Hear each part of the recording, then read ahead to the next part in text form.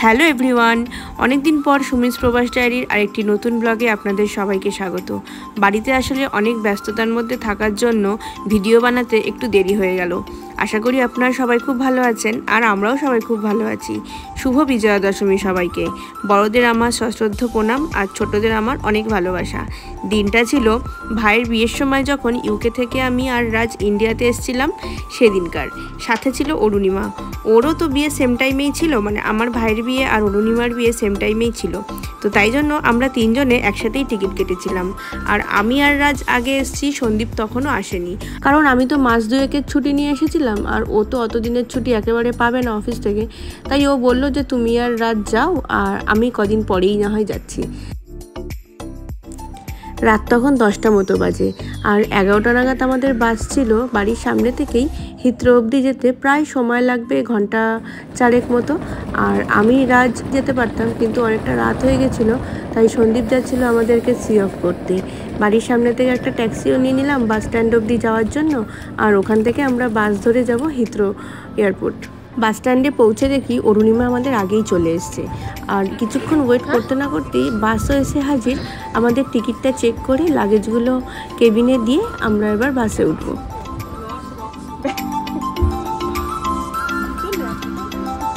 আমারও তো ব্যাগে আমি তো বাইরে চলে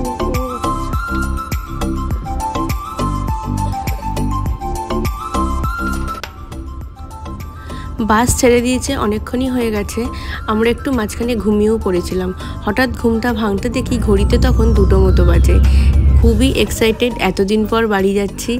আর সত্যি কথা বলতে কি, মানে টাইম যেন আর কাটছেই না, মনে হচ্ছে যেন মানে কত দেরি হচ্ছে, মানে আমরা পৌঁছচ্ছি না এরকম মনে হচ্ছে। আসলে অনেক দিন পর বাড়ি গেলে যা হয়, একটু মন খারাপও লাগছে যে ওর বাবা যেতে পারছে না, আমি আর রাত যাচ্ছি, ওকে খুবই মিস করব।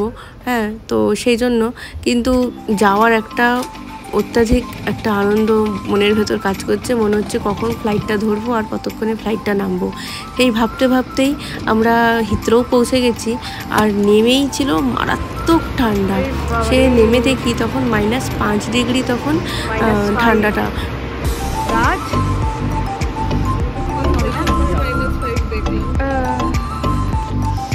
বাবা কেঁপে যাচ্ছে।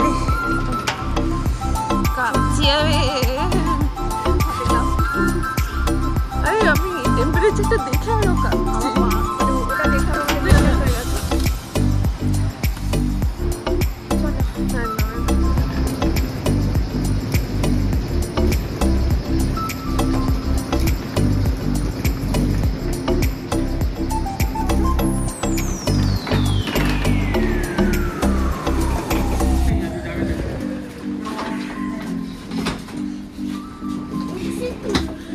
এদিক দিয়ে বেরোবো মনে হয়,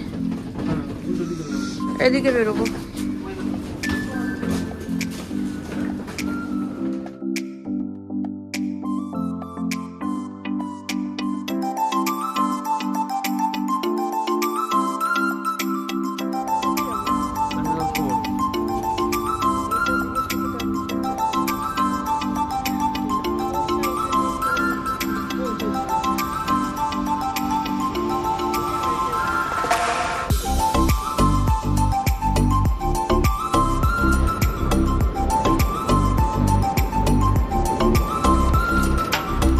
আমরা নেমেছিলাম টার্মিনাল 2-তে, কিন্তু আমাদের ফ্লাইটটা ধরতে হয়েছিল টার্মিনাল 4 থেকে। আর টার্মিনাল 2 থেকে টার্মিনাল 4-এ যেতে গেলে ওখানকার যে লোকাল ট্রেন আছে, সেই লোকাল ট্রেনে করেই আমাদের যেতে হবে, এবং তার জন্য কোনো টিকিট লাগে না, একটা ফ্রি টিকিট কাটতে হয়। সেই ফ্রি টিকিটটা কেটে নিয়ে আমরা পৌঁছবো terminal 4-এ।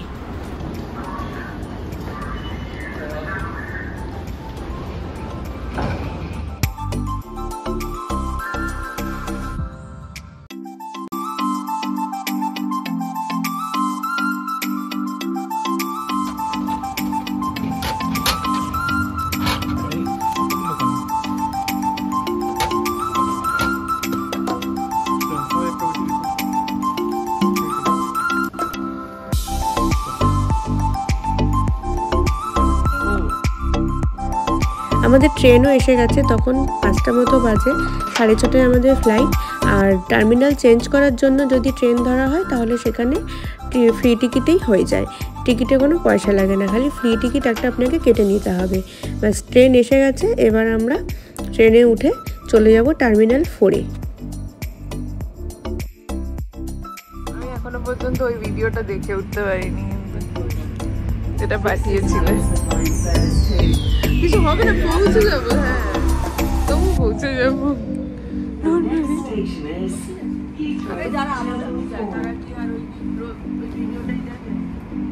For safety reasons, please keep luggage clear of the aisles and doors. পৌঁছে গেছি আমরা টার্মিনাল 4-এ। এবার এখানে লাগেজগুলো জমা করার পরেও কিছুক্ষণ ওয়েট করে তারপরে আমরা ভেতরে ঢুকতে পারবো। এখানে একটা জিনিস ভালো, লাগেজগুলো জমা করা অবধি বাইরের মানে যে আপনাকে সি অফ করতে আসবে সে আপনার সাথে থাকতে পারবে।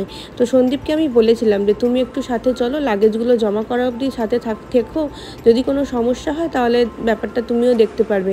কারণ যেহেতু আমি আর ছেলে একা আসছি, যদি লাগেজে কোনো সমস্যা হয়, ওয়েটে কোনো সমস্যা হয়, তো সেক্ষেত্রে ও একটুখানি দেখে নিতে পারবে। কলকাতায় তো এরকম অপশান নেই, কারণ বাড়ির লোককে তো আর ভেতরে ঢুকতে দেয় না। ভেতরে যদি কোনো সমস্যা হয় সেটা আপনাকে নিজেকেই সমাধান করতে হবে। এইখানে একটা জিনিস ভালো যে লাগেজটা জমা করে দেওয়া অবধি বাড়ির লোক সাথে থাকতে পারে। তো এইটা আমার কাছে একটা অনেক বড় ভরসা ছিল। যাক বাবা, লাগেজটা ঠিকঠাক জমা হয়ে গেছে। লাগেজটা যতক্ষণ না ঠিকঠাক জমা হচ্ছে আমার জন্য একটা টেনশন চলতে থাকে, সেই পরীক্ষা হলে রেজাল্ট বেরোনোর মতো। কখন আবার বলবে এটা বার করুন, সেটা বার করুন, ওয়েটের সমস্যা। তো যাই হোক, কোনো রকম সমস্যা ছাড়াই সবটা জমা হয়ে গেছে ঠিকঠাক। আর এদিকে রাজের তো যেতেই ইচ্ছা করছে না বাবাকে ছেড়ে, ওর বাবাও ভীষণ রাজকে মিস করে, রাজও তাই। আমারও তো মনটা খারাপ, কিন্তু তবুও বাড়ি যাওয়ার একটা আনন্দ আছে। মানে 1 মাস পরেও আসছে, কি করবে, একটা মাস তবু চিন্তা হচ্ছে আর কি। যাই হোক, ওকে আমরা সি অফ করে, সন্দীপ ওই যে দূরে দাঁড়িয়ে আছে, আমরা ওকে বাই বলে এবার আমরা ভেতর দিকে চলে এলাম। আর ডিউটি ফ্রিটা এবার একটু ঘুরে নিয়ে তারপর যে গেটে আমাদের ফ্লাইট দিয়েছে সেইখানে আমরা যাব। আর আপনাদের চলুন ডিউটি ফ্রিটা একটু ঘুরে দেখাই।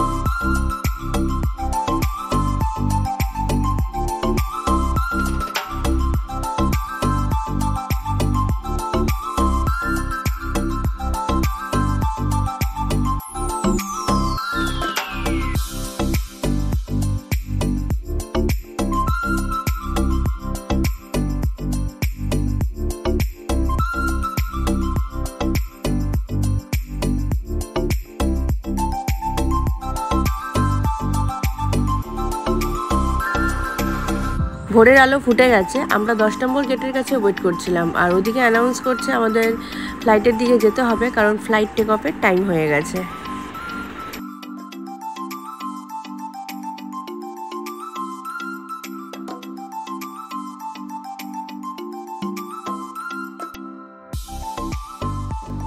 ফ্লাইটে উঠে আমরা সিটেও বসে গেছি, দেখলাম আমাদের উইন্ডো সাইডেই পড়েছে। রাজ তো বেজায় খুশি, তার থেকেও বেশি খুশি হচ্ছে ও এবার কী করে ভিডিও গেম খেলবে সেটা আমাকে এবার দেখিয়ে দিতে হবে। আর আমার স্ক্রিনেও দেখলাম বলিউডের বেশ ভালো ভালো কয়েকটা মুভি আছে, দেখা যাক কোন মুভিটা দেখি। আর ওদিকে অ্যানাউন্স করছে ফ্লাইট টেক অফের টাইম হয়ে গেছে, সিট বেল্টটা বেঁধে নেওয়ার জন্য।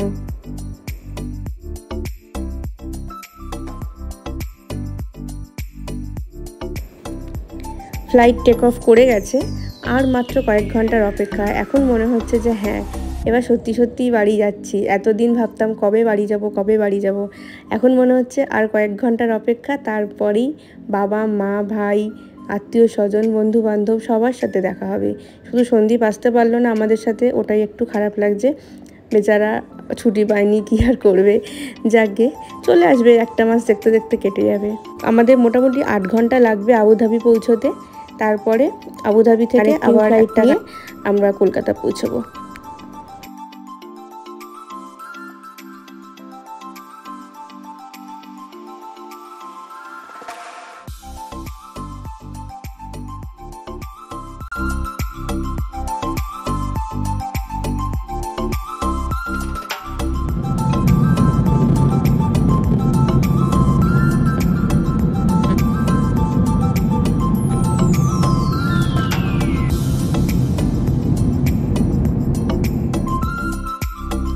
ফ্লাইট থেকে একটা কিডস কিট দিয়ে গেছে রাজকে। রাজ আপাতত ওটা নিয়ে বিজি, কারণ ভিডিও গেম নিয়েও ও বোর হয়ে গেছিলো, আর ভাল লাগছে না ভিডিও গেমটা খেলতেও, ওর আর ভালো লাগছে না। তবু ড্রয়িং করছে, টাইমটা একটু পাস হবে, কিন্তু টাইমটা অনেকক্ষণই, 8টা ঘন্টা। এই ফ্লাইট টাইমটা না ভীষণ বোরিং, এতক্ষণ টাইম মানে ফ্লাইট জার্নি আমার একদমই ভালো লাগে না, কিন্তু কোনো অপশান নেই।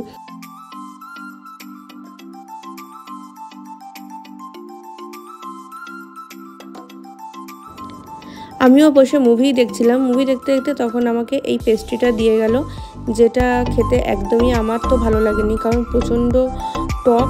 পুরো মানে পেস্ট্রিটা টমেটো সস দিয়ে এত ভরপুর ছিল, আমিও খেতে পারিনি, আর রাজেরও খুব একটা ভালো লাগেনি। তো তারপরে লাঞ্চটা দিয়েছিল, মোটামুটি ছিল, খুব একটা ভালো ছিল না, আমার খুব একটা ভালো লাগেনি। তবে ননভেজের থেকে ভেজ আইটেমটা ভালো ছিল, যদিও আমরা ভেজ নেইনি, তবে যে অরুণিমা ভেজ নিয়েছিল, আমি ওর কাছে দেখলাম। আমার ননভেজ আইটেমটা একদমই ভালো লাগেনি, টেস্ট ছিল না সেরকম একটা। তবে ভেজ আইটেম আর আমাদের যে স্যালাডটা দিয়েছিল, স্যালাডটা ভালো ছিল। আমারটাই ছিল পটাটো ম্যাশড, 2টো চিকেন দিয়ে স্যালাড, একটা মিষ্টি বান বাটার। আর রাজেরটাই ছিল রাইস, একটু চিলি চিকেন টাইপের ছিল আর সবজি দিয়ে। আর ওরটা তো একটা স্যালাড ছিল, একটা বান ছিল আর বাটার ছিল।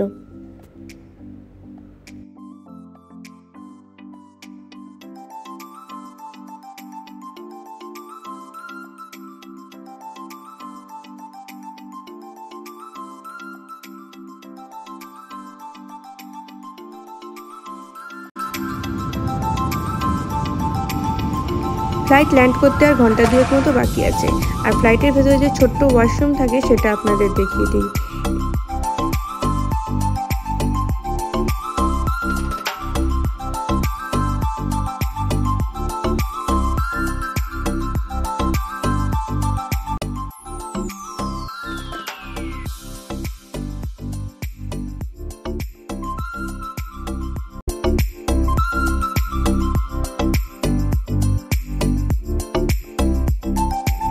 আবুধাবি ঢুকে গেছে, বাইরে সন্ধেও হয়ে গেছে, আর কিছুক্ষণের মধ্যেই আমরা ল্যান্ড করব।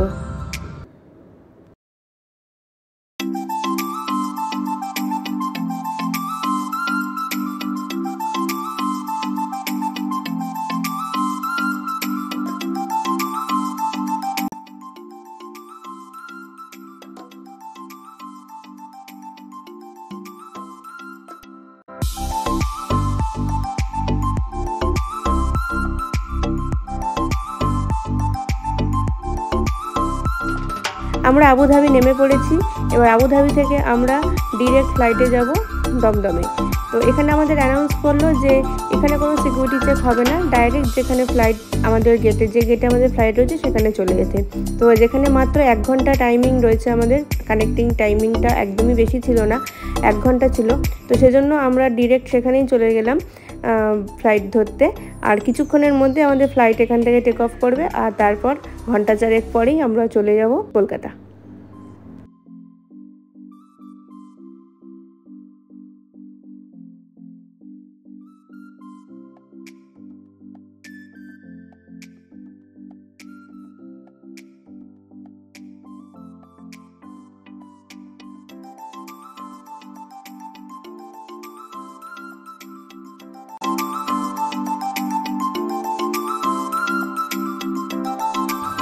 আবুধাবি থেকে ইতিহাদের ফ্লাইটগুলোতে দেখলাম স্পেসটা খুবই ছোট, একদমই মানে ন্যারো স্পেস। আর সবথেকে বড় কথা এখানে টাইমটা কাটানো হচ্ছে আরও ডিফিকাল্ট, কারণ এখানে কোনো স্ক্রিন বা সামনে কোনো রকম এন্টারটেন করার কোনো রকম কোনো সিস্টেম নেই এদের।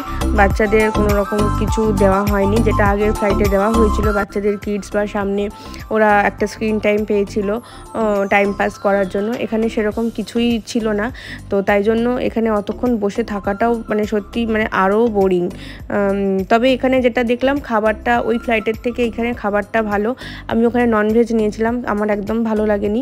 তবে এখানে ভেজ নিয়েছিলাম, দেখলাম এখানে ভেজটা ফার বেটার। পনির ছিল, ডাল ছিল, রাইস ছিল, একটা বিট আলুর একটা সবজি ছিল, আর সাথে ছিল বাটার। তবে এই খাবারটা ওই আগের ফ্লাইটের থেকে অনেক ভালো ছিল।